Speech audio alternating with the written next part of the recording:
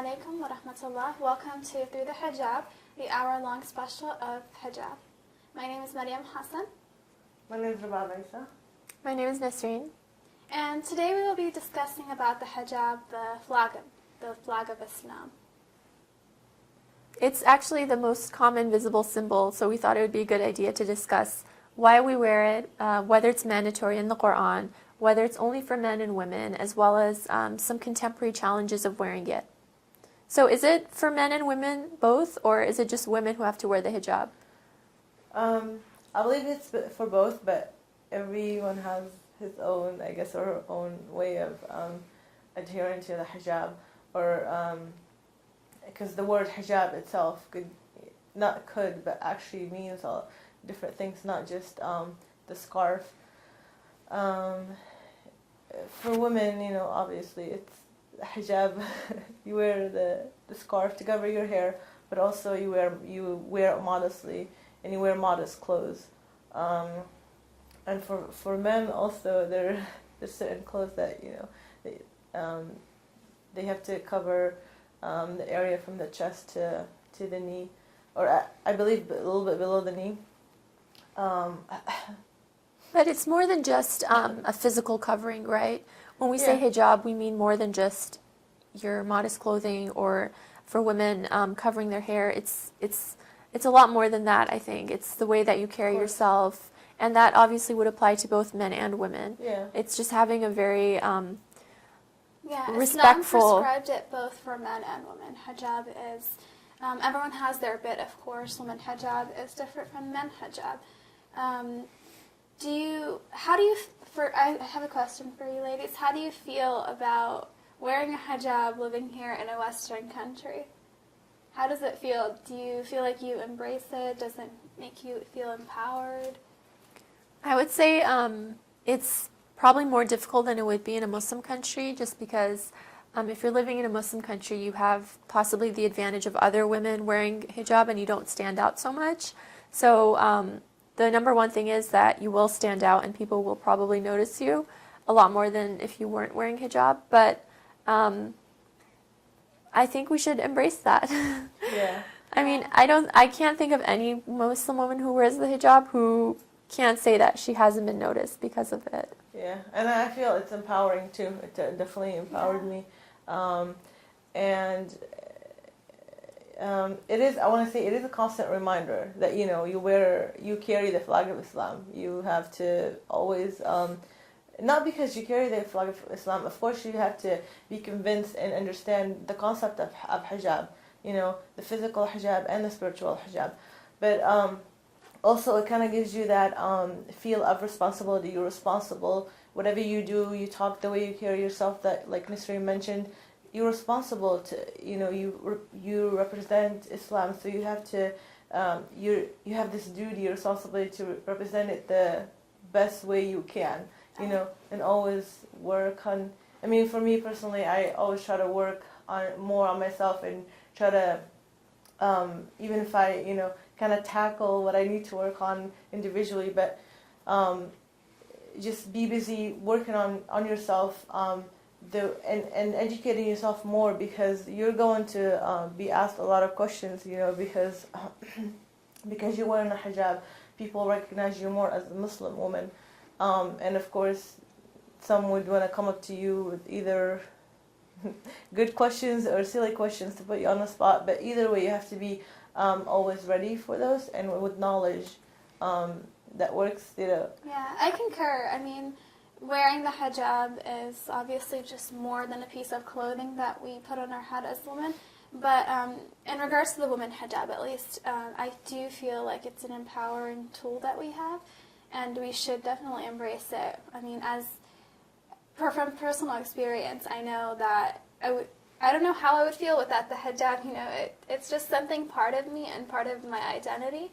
And I do feel like it's empowering, because not only do you stand out, not only do you carry the flag of Islam as you're walking in a non-Muslim country, but this is a dawah opportunity. Yeah. And I know we're always talking about dawah opportunities, but it's great, especially living here in the West. And then when you're wearing a head covering and you're dressing modestly, people here at school randomly, when you're out with your parents or when you're out in general and non-Muslims approach you, it's amazing because they come, a lot of people, at least from experience, come up to me and they ask me, what is the hijab, what does it represent? And it's a great da'wah opportunity to talk about Islam and to teach others about what hijab is, and a lot of people respect that. I have to say it's also really refreshing if you're covering your hair and you're walking outside somewhere and you see another Muslim woman and you guys say salam to each other. It's like, for me, it's like really improves my day a lot. It really makes my day when I see someone else. Yeah. Or if I see someone who's not a Muslim say salam to me, even if they're like, they're non-Muslims and they know to say salam to me because they recognize me as a Muslim woman because I'm observing hijab. That to me is really nice and refreshing, I would say. Definitely. Do you feel like there's any challenges with wearing the hijab, especially here in the West? It's summertime, so yes. Summertime, definitely. You mean in terms of how people treat you, or just the just weather? how you're treated in public, how you're treated at work, school, around non-Muslims, even around Muslims. Do you feel like there's a great challenge to wearing the hijab, at least the physical hijab? Me personally, alhamdulillah, so far I have not encountered any any of those, difficulties or obstacles, because I started wearing hijab just about a year ago. Alhamdulillah, I haven't had anybody bother me because of it at work. On the contrary, a lot of my coworkers were very understanding, and I was actually myself surprised with their reaction. And as far as, because you mentioned the weather, I believe, and this is just my personal thought, and inshallah, Allah will reward us for it. With the heat and everything, I believe even if you struggle, say it's hot, but you wear this, I believe even every drop of sweat is considered. Well, there's a lot of drops of sweat. Let me tell you that. Thawab. Even then, but you know what I mean. Yeah. When you think of it this way, everything else seems like everything that you go through, even if you go through a really rough time, it's worth it. I think, okay, when people in the West especially see a Muslim woman wearing a hijab and their first thought, let's say, might be that somebody has forced her to wear it. Well, the question to then ask is, considering how difficult it might be to wear it sometimes, because realistically there are some days where it's just very difficult to wear it. It might be because it's hot, it might be because, let's say, people are staring at you, or, any number of reasons. I know there might be a lot of Muslim women watching this who find that it's very difficult to keep it on. But you must realize that when you're wearing it, even in the difficulties and people see you, how can they even question that it's not your choice? Because you're the one who's deciding to undertake these challenges yourself, and you're doing it because that's your faith, because that's what you believe. And I feel like anyone who has that mentality should really respect their hijab, respect the fact that it's their choice, it's their struggle that they're choosing to do. But not to sound all gloomy about it, I don't think it's all bad at all, but I'm just saying realistically, I know there are some people who might be watching who might face some challenges with it, but it's definitely a challenge. Nothing comes easy with wearing a hijab and looking different. We look different from everyone around here. But I do feel like with everything that's, every great deed, there comes a challenge. There has to. Yeah, of course. Otherwise, life can't be just easy. We can't just go to heaven, just living an easy life. It won't be, we have to work hard for it. If we want to please Allah subhanahu wa ta'ala and enter his heaven and be with the Prophet, inshallah, and his family, peace be upon them. We have to work hard and, in all means, not just be, sticking to the code of dress when it comes to Islamic code of dress. What would you girls say about people who might be watching who, let's say they don't observe hijab because they don't think it's mandatory? I feel like I want to start with the very fundamentals, because when we observe hijab, it's because we believe that we have to, it's right. But there's people who don't think that that's the case. Just to kind of engage in this dialogue, let's talk about the roots of hijab, where did hijab come from? What's the purpose and philosophy of hijab? Why does God want us to cover? Does he in fact want us to cover? So, I mean, let's start with the beginning, like the history of hijab.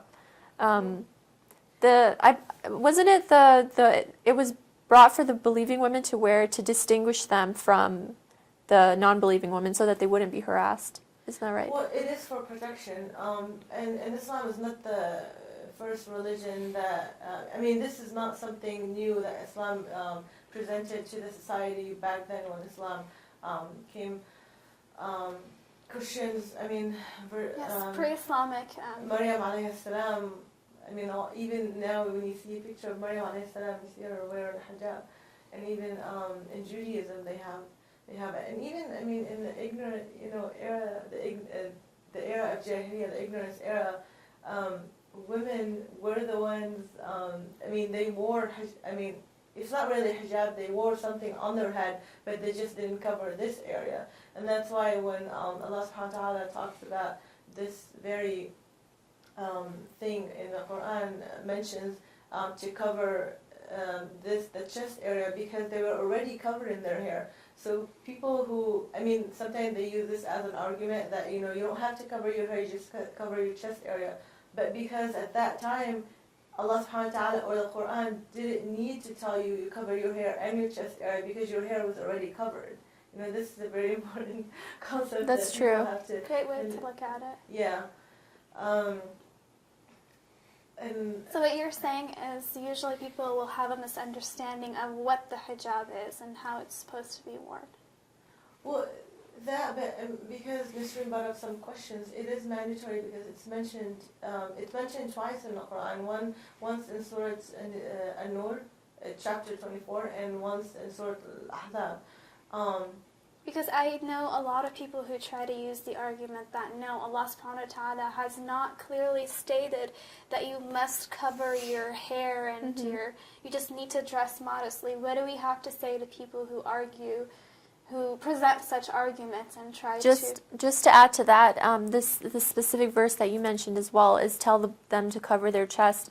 Just to add to that, a lot of people say, well, I can dress modestly and cover my chest, but I can still have my hair showing. I could wear, a turtleneck, and my chest is covered, but what's wrong with showing my hair? Yeah, but back to the point that, back in that era, women were actually, I mean, all, not, specific or a certain type of women, this was the norm, that women would wear something on their hair.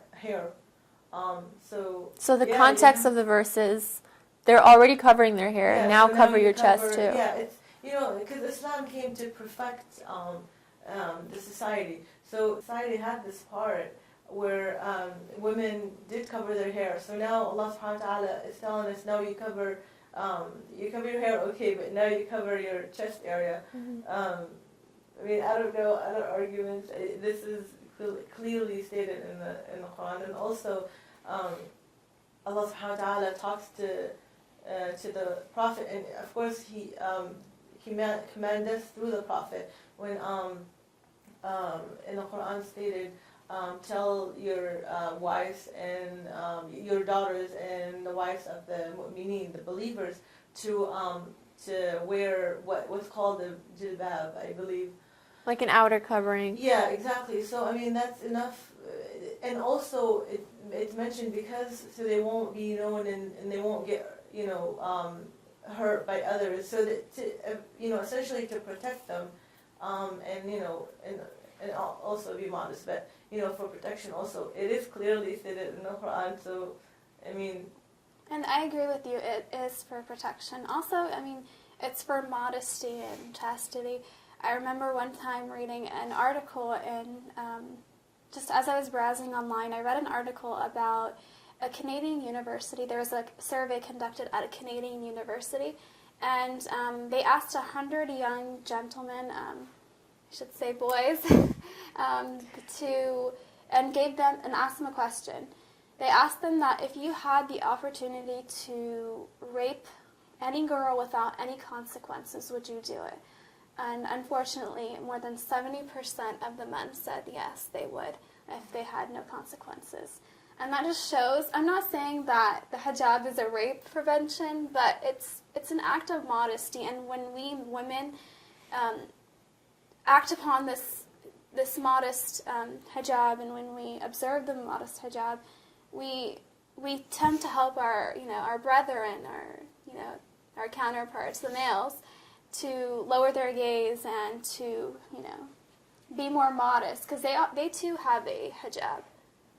I think that's a shocking statistic, by the way, I should say.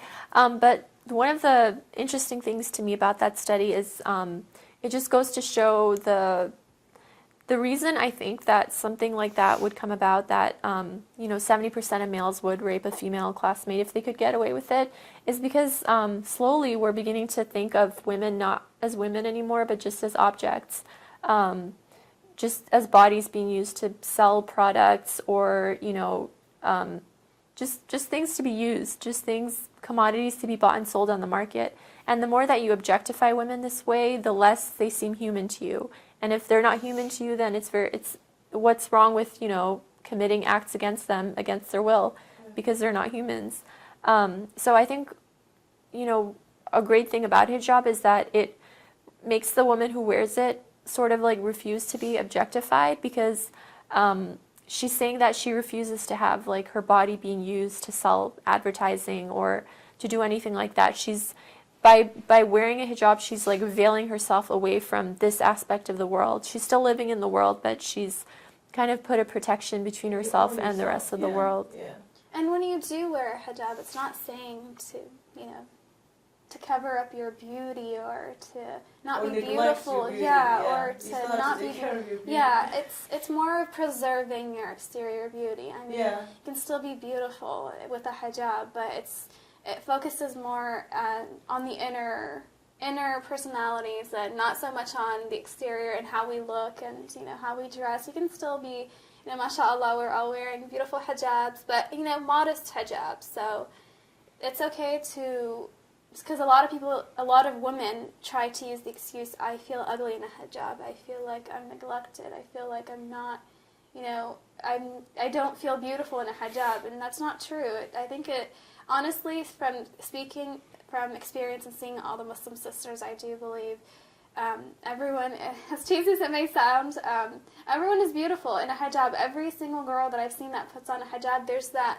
immediate nur, mashallah, that I see in their face. As cliche as that sounds, but it's true. No, it's true, yeah. Absolutely. And I think another thing is, like, it forces a woman to not use her beauty as a crutch so much, because you don't have, like, your hair to show off to make you attractive. You don't have the opportunity to wear skin-revealing clothing. You need something else. And, if you're not using only your looks to get people to, like you or to identify yourself in society, you need something else. You need, like, as cliche as it sounds, you need, like, your personality or, like, your intelligence. You need something else, and it's very empowering, I would say. It's really great. Yeah. But I mean, on that note, as women, we we cover our hair, and we kind of already discussed this. But regarding the hijab that men have to wear too, not just as modesty, but as the physical covering as well.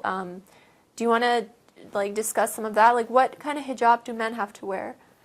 Well, not physically wear it, but there's certain things, like, men are not, it's forbidden for them to wear silk, in Islam. Men can't wear silk. And throw away your silk clothing. Silk, gold. Silk and gold, yeah. And there's a reason behind the gold, too, because, it's healthy reason, too.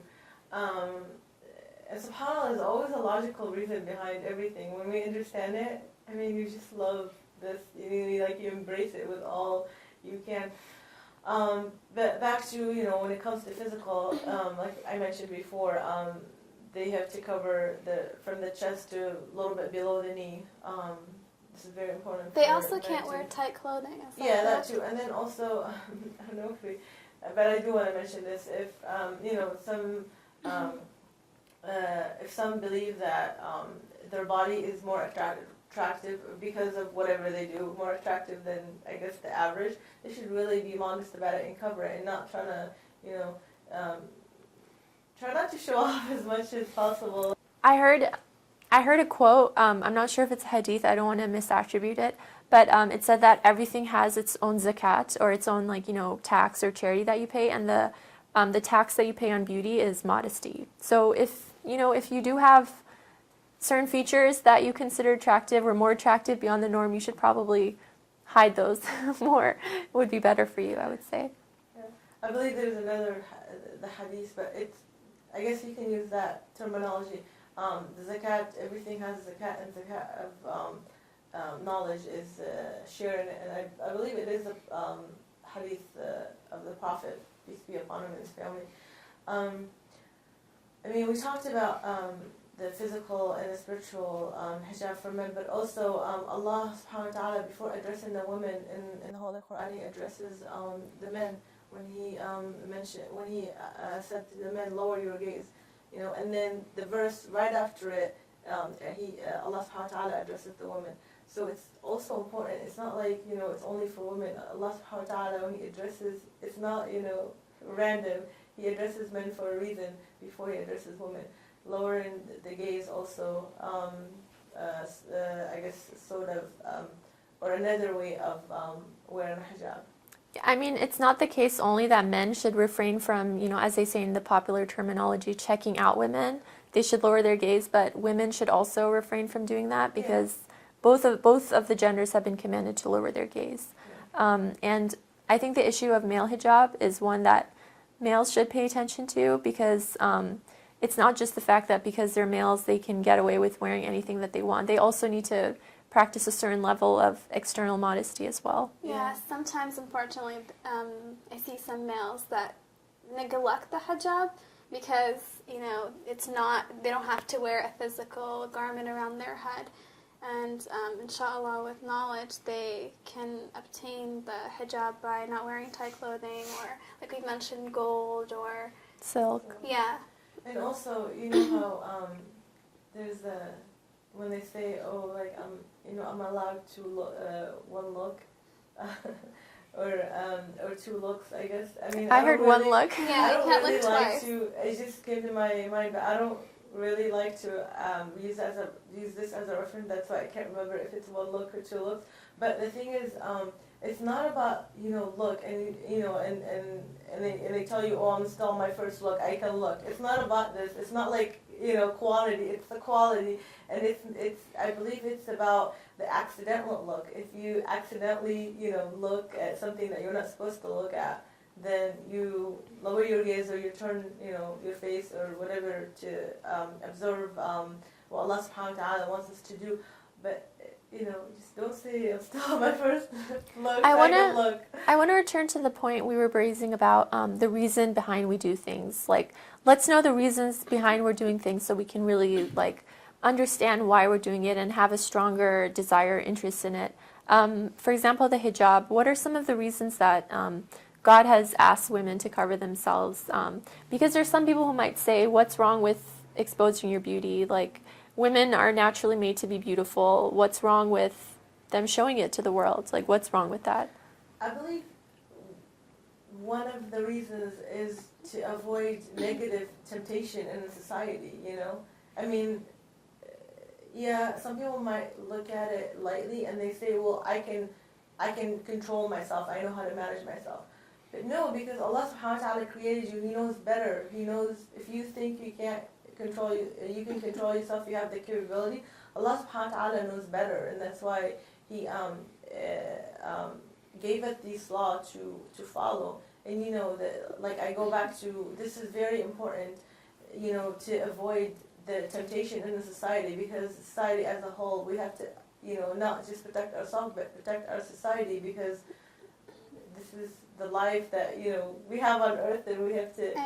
I guess one of the logical consequences of a society that doesn't observe any hijab, let's say, is that study that Miriam mentioned about the 70% of men and what they would do. I feel like that's an extreme conclusion to make, but I feel like that would be like a natural consequence of a society with, I would say, no modesty. Is eventually what would happen is women would become objectified to an extent where they're no longer even seen as human beings. I'm not saying that's necessarily the case right now, but if that's what happens in society, if that sort of mentality keeps up, where people expose themselves, I feel like there's a lot of disrespect that would happen. Yeah, and also, I mean, if you look at it, if you still, trying to convince yourself or trying to, I guess, make the hijab idea make sense to you, for you to accept it. I mean, look at this. Allah Subhanahu wa Taala wants us to live in a not, I don't want to say perfect world, because there's no such thing. And we are brought to this life. It's not perfect for us to struggle and for all the trials that we go through. But the moral, it's, we want to create this moral world and live with morals. And imagine if you just have, this thought of, and back in the day, I have this, image in my head. If I were, if I were to go back in time to the time of the Prophet, if you claim that you follow the Prophet sallallahu alaihi wasallam, just look or try to imagine how the Prophet lived his life. And Probably very modesty. respectfully to women. Yeah, and then would you think, even if you don't wear the hijab right now, do you feel even comfortable? And I'm not saying that you shouldn't or you should. Just, do you feel comfortable? Just take yourself back to that time. If you feel comfortable, or if you don't, I don't think you feel. Myself, even when I didn't wear the hijab, I had these thoughts, and I didn't feel comfortable because I feel, there's certain things that I can't explain, but maybe it's the fitra, that thing, God implemented in us, The human nature of wanting God. Exactly. So, you don't feel this is the right way, the right appearance for you to, stand before somebody like the Prophet, or infallible. So, I mean... Do you feel like that questioning yourself like that, giving a hypothetical example, saying, if I were to live in the Prophet's time, peace be upon him, do you think that helped you by asking these questions, by bringing these hypothetical? Well, it's not, it helped me to it gave me more courage and, and to make my decision to stop wearing it. But it's not, I never doubted it. I knew it was always, I didn't reject the fact that it was mandatory to wear it. But I don't know exactly why, I guess. And at times of your life, sometimes you go through things and it kind of gives you different perspectives on life, and you feel like you were truly in the dark, and you have this light, even if it's very small amount of light, but you have now more knowledge, not to say that, I'm knowledgeable, but you have a little bit more knowledge than you had before, and Allah subhanahu wa ta'ala, subhanallah, Allah guides whoever Allah wants to guide. So it just gave me a different perspective, and I started seeing it differently. And I want to share this personal story, and this is actually, it makes me happy within myself whenever I remember this, because it really helps me kind of, step up to and really take control of my life and make the decision of wearing hijab, which I'm really happy right now, and I feel I'm more content, and I'm more actually secure too, I'm more comfortable with myself, and I feel now that, when I pray, I feel more happy with my prayers, than I did before, compared to before. Because I remember whenever there's a time where whenever I pray, whenever I say Assalamu alaikum ayyuhan nabi, I feel ashamed, because I didn't wear the hijab. How am I, sending salam to the Prophet, and I'm not making him proud, because I wasn't even proud of myself, And it's I was at that stage of my life where, I want to wear it, but I don't know why I'm not wearing it. And I'm not too happy with myself because I'm not wearing it. But once you reach that point and, you feel now you're at least improving yourself, even if you do it, with small steps, but at least you know that you're getting, you're working on it, And then other things come to play, of course. Thank you for sharing that story. I didn't mean to interrupt you. I just wanted to say it's true. If we imagine ourselves going back 1,000 years to sit with the Prophet, would we want to wear hijab? Yes, we'd probably want to wear, Iranians chador or a big abaya or something. because you're with the Prophet. You'd like to be as modest as you possibly can. But I feel one of the beauties of Islam is it's not just for thousands of years ago, but it's still around for today. It's very timeless. Like one thing that's happened with a lot of religions is that it's gone diluted over time, and they've kind of adapted it to modern society.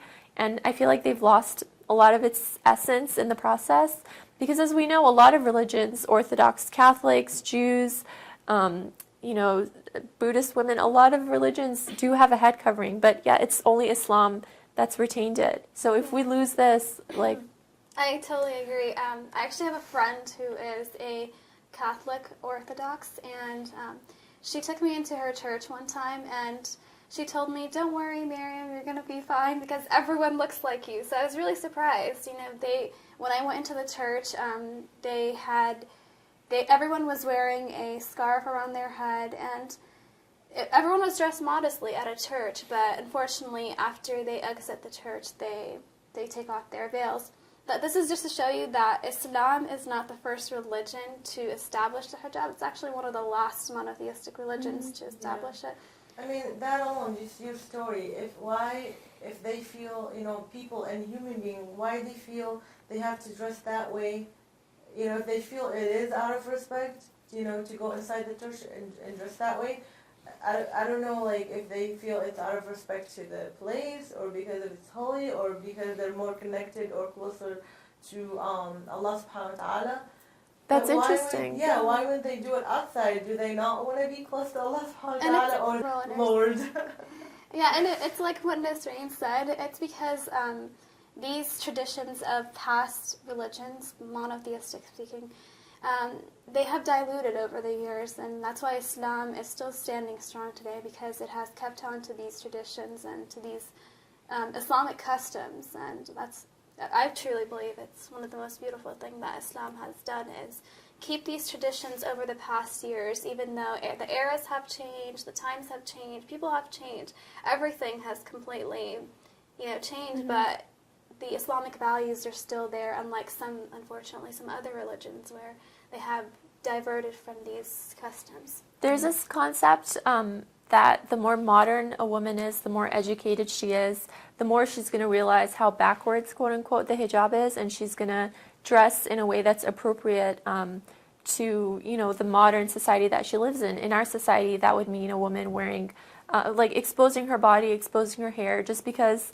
that's what's considered modern. But as Muslim women today, we can show that you can still be a modern woman, but still observe your modesty. And by observing your modesty, you're showing that you actually respect yourself more, because, that's what's most modern and advanced of all, is that you, rationally speaking, have understood that in order to truly respect yourself, you should not expose yourself so much. You should kind of guard your beauty a little bit and protect yourself by hiding some of it, I think. Yeah, and this thought just came to mind when you said preserve. You said earlier, hijab, the woman preserve herself. I noticed when after I started wearing hijab that, and I'm not saying, people treated me different, but this is the difference, but in a positive way, because these people that I'm talking about treat me very kind, very, respectful. They always show me that, they understand. They want to help me, actually, if anything. But I noticed that some of them, when they talk to me now, they don't always look at me the way they looked at me before. Like, I don't know how to explain it, but I feel it. They don't.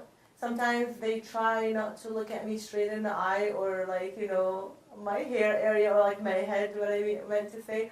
And it's not because, they don't want to look at me because they're being racist or whatever, trying to, be mean to me. No, because we'll be having a very nice conversation, get along, whatever. They're very nice, and it's just that body language that I start realizing or noticing. And I don't know, it doesn't bother me. I feel it's on the opposite. It makes me feel, I'm trying to even understand it myself, It's really, hijab is kind of like giving you this protection, kind of like You know, you don't want people to look at you a certain way, so they don't. And I don't think they're doing it intentionally. They're not really thinking about it because it doesn't always, I mean, you know, while you're talking to somebody, their body language changes. So it's happening, you know, without even them noticing it, which is, I don't know, I just feel this is really something. That was really good stuff, but unfortunately we're out of time. So we're going to continue this topic in the next time, inshallah. Till then, assalamu alaikum wa rahmatullahi wa barakatuh. Assalamu alaikum.